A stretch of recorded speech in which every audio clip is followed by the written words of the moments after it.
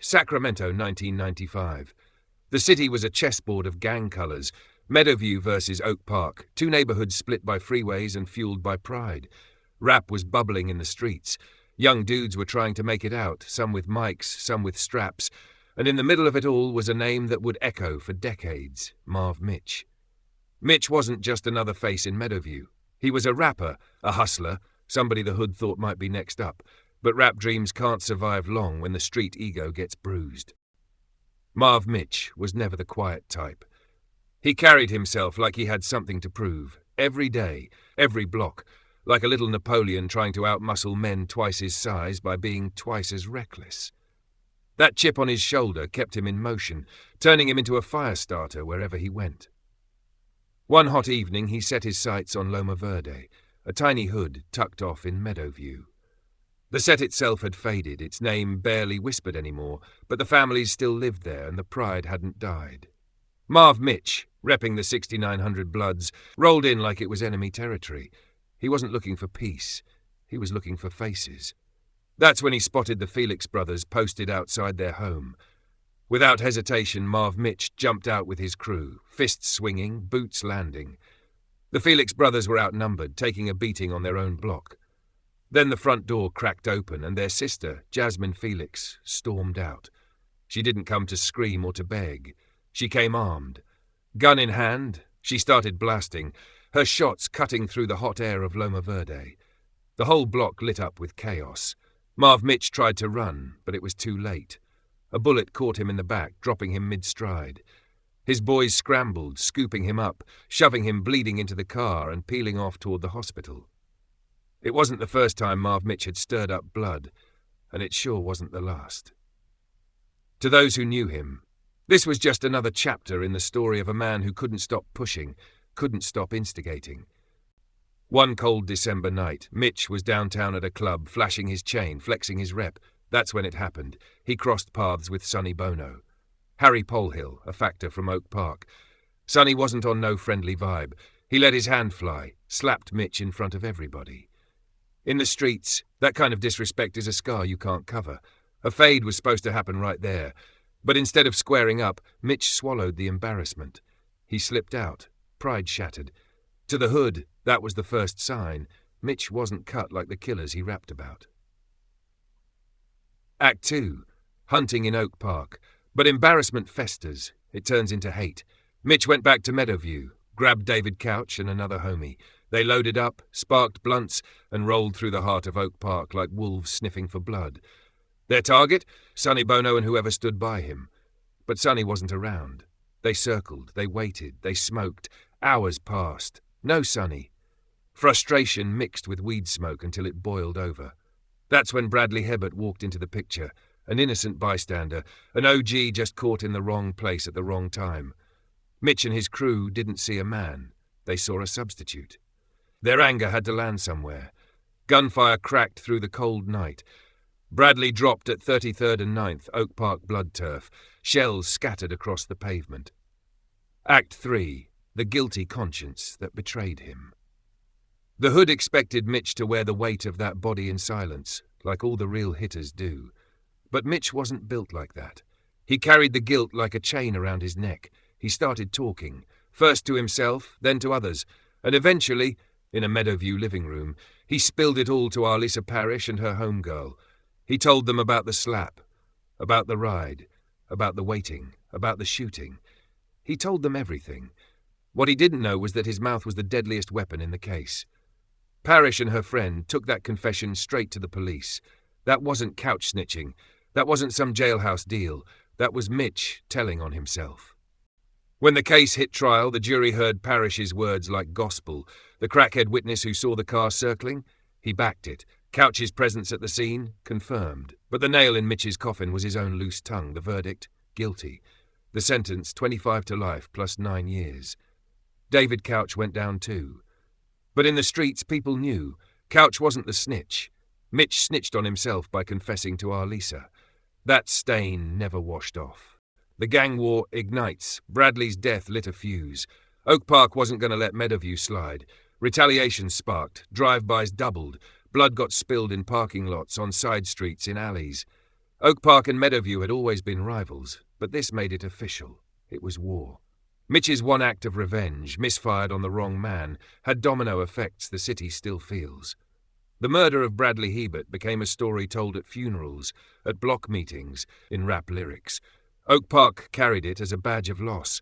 Meadowview carried it as a twisted strike back. And the bodies that dropped after? They were all tied to the night Mitch couldn't eat that slap. Act 6, Prison. The dark mind evolves. Behind bars, Mitch learned new survival codes. He walked into a jungle of prison gangs, racial alliances and politics sharper than any street beef. In there the rules shifted. Admit nothing. Rebrand your story. Turn guilt into power. Mitch became darker. He stopped calling it murder. He started calling it a setup, a conspiracy. He began to believe his own lies. And the longer he sat, the more legendary he made himself sound. Prison didn't humble him. It mutated him. Fast forward decades. Social media gave life as a voice. Mitch started reaching out, DMing, commenting, pulling strings through Facebook and Messenger. And who did he lock onto? The very witnesses who buried him. He hit up Parrish and others, dropping lines heavy with guilt trips. Open quote, "You know they used you, right? They had you testifying against your own. You put another black man in prison. You ain't no snitch, you were their pawn." Close quote. Decades of regret started to gnaw at them. Some of those witnesses folded. They backtracked. They recanted. They said maybe they didn't remember clearly. Maybe the police pressured them. All the while, Mitch never admitted a thing. Instead, he weaponized guilt, twisting it until people felt bad for doing the right thing. Here's the truth about men like Mitch. They don't see themselves as guilty. They see themselves as heroes in their own story. Confessing wasn't about justice, it was about lightening his conscience. Manipulating witnesses years later wasn't about innocence, it was about rewriting his legacy. Mitch lived off reputation. Even caged, he made himself myth. And that's the scariest part. He never once took responsibility for Bradley's death. Outro. The streets don't forget. Bradley Hebert's name still echoes in Oak Park. His blood marked a corner that became a landmark of pain.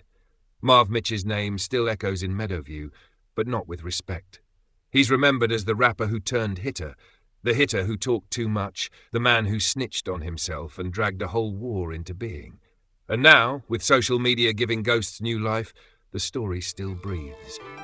It's not over. The streets remember. They always will. Situation sticky. I woke up in the morning, snatched my Mickeys. I know they coming to get these niggas and these dickies and checks. So I fit in your bones. Calvin Klein shirt with the fade, blowing the smoke out my nose and nose. Let me get like down to the facts. I got them air to the max too, so when I run from the fans, I know I'm in the cherry. You come from Chevrolet. Oh no, Mitch Moore from this way. Sipping on Tango Ray. So chitty gang, display. Gotta have a blunt that's had a bitch daily for everyday be St. Patrick's Day. I'm finna go, did it go, hit a guard, did it gumping.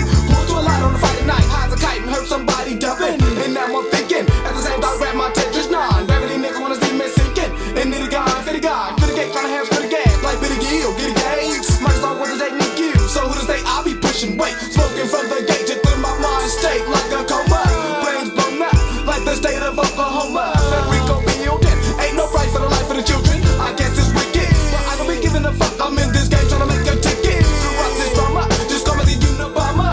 When I drop this bomb package, going Federal Express. Making a mess, get back in the traffic in a minute or less. Still matter to stay average. Savage G from the West Coast. So put your shit up like my name was Depot. When I got through, niggas be new to the game like an expansion team, and it's all the same. So bring your witness to this Southside sickness where everybody had that germ. And how many niggas got that worm? Around they belly button getting fucked in the bag. Now social with a Mac 90 trying to take your guts up out of the lag. Trying to reach for the deck with a recoil. Not new out the box with any oil. Now tell you what, look to the game. So who's to blame? You'll see the soil, yo. Cause I'm a witness to that low down. We brought finish the program. Come back for the smoke down. By the race went back to the Oak Town. I never go against the grain. Keep these footballs off my name. Let the razor split the back up and illustrate the game. It's a situation sticky. I grab my 4-5, never to let nobody lick me. I never go against the grain. Keep these footballs off my name. Let the razor split the back up and illustrate the game. It's a situation sticky. I grab my 4-5, never to let nobody lick me. I never did it go, it'll be mitigate. Pity gumping on the 20 Sacramento. Sipping on that distill gin, then I'm bobbing and I flip to a Mac 10. I'm flat like the Panther Party. Let it rip when it's time to act the fool. Better move that mouth, cause I got fully automatic time on the chop I stew. Then Pulling up in the drop, rose but cut. Pop to the drop, then the top goes up. Lean on the back, body lungs, turn for the numb. On the blood for the lungs of a young black. And city gap, nigga go, nigga go, how to hit a gas. Nigga got, hit a gun, straight to the gas. It on day, baby gas. It's just the mind of an undeveloped youngster. I done seen it all, no. One call from the thing to the max, bang, level buzz down with his gang name written on the wall. So why stay true to the shit, to the fact I tell no fear. Cause I done seen niggas they talk and fuck be chalked in again with nails and they real. But I make your business slide. Cause don't let the guy hurt to the guy. You better all try to ride a bike with no wheels. That's on the foot with the heels. Better make no deals with big guy, get your nigga unless it's on the kitty heel. Cause there be times when you're fucking on the stanky tip. And I have a long Nike clip and your new text still be janky shit. It'll get that cap blemish. Then I broke by another minute. Who will Leslie done to split me just for the final finish? And I guess it ain't no escape when it's time to meet your fate. Cause as gators hit, baby, decorating a block with yellow tape. I done seen more cats and oranges peel. It's kill or be killed. The style is you, but I'm in the game, so I stay on the field. I never go against the grain. Keep these purples on my name. Rather raise the split the Vega and illustrate the game. It's a situation sticky. I grab my 4-5, never let nobody lick me. I never go against the grain. Keep these purples on my name. Rather raise the split the Vega and illustrate the game. It's a situation sticky. I grab my 4-5, never let nobody lick me.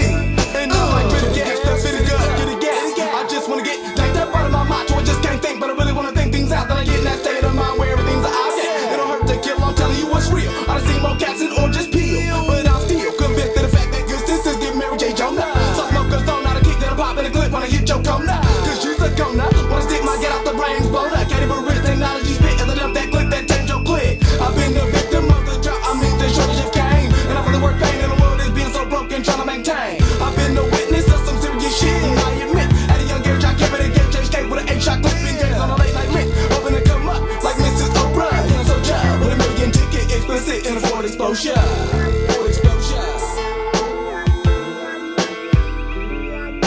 I never go against the grain. Keep these footballs off my name. Rather raise the split the Vega and illustrate the game. It's a situation sticky. I grab my 4-5, never let nobody lick me. I never go against the grain. Keep these footballs off my name. Rather raise the split the Vega and illustrate the game. It's a situation sticky. I grab